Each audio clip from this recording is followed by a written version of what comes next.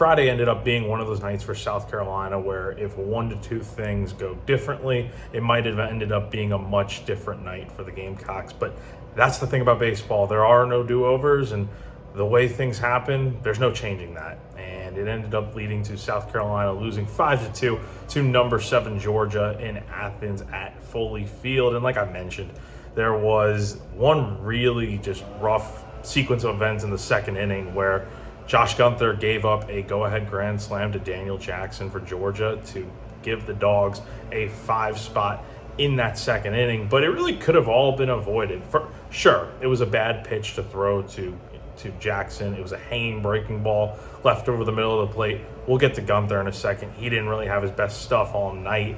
But there was a sequence right before that where there was a ground ball hit towards KJ Scobie at shortstop that, under normal circumstances, probably ends the inning. But there's two things that kind of went against Scobie that led to the sequence that happened.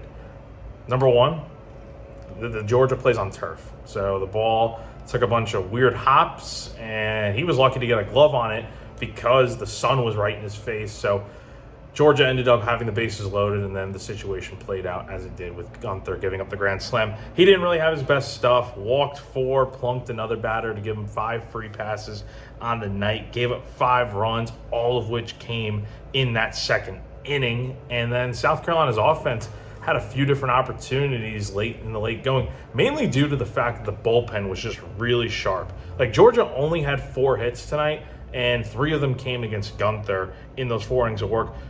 Parker Marlott, Zach Russell, and Alex Philpott held Georgia to 1 hit over the final 4 innings of this game.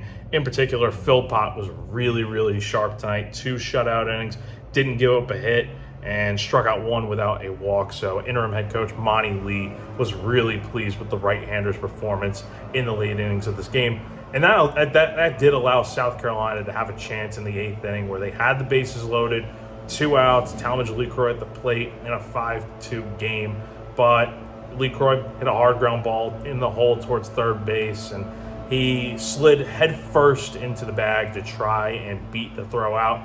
Lee, when I asked him after the game, he didn't have much of a problem with it. He understood that LeCroy was just trying to make a play for his team and give the best effort that he could, but ultimately he was called out, and that would really be the end of the night in terms of chances for the Gamecocks to get back in the game. So once again, South Carolina falls 5-2 to Georgia here on Friday. They'll be back in action on Saturday at 2 p.m. on SEC Network Plus to try and even up the series at a game apiece. Ant Phillips will get the start on the mound for the Gamecocks. So for GamecockCentral.com, I'm Jack Veltri.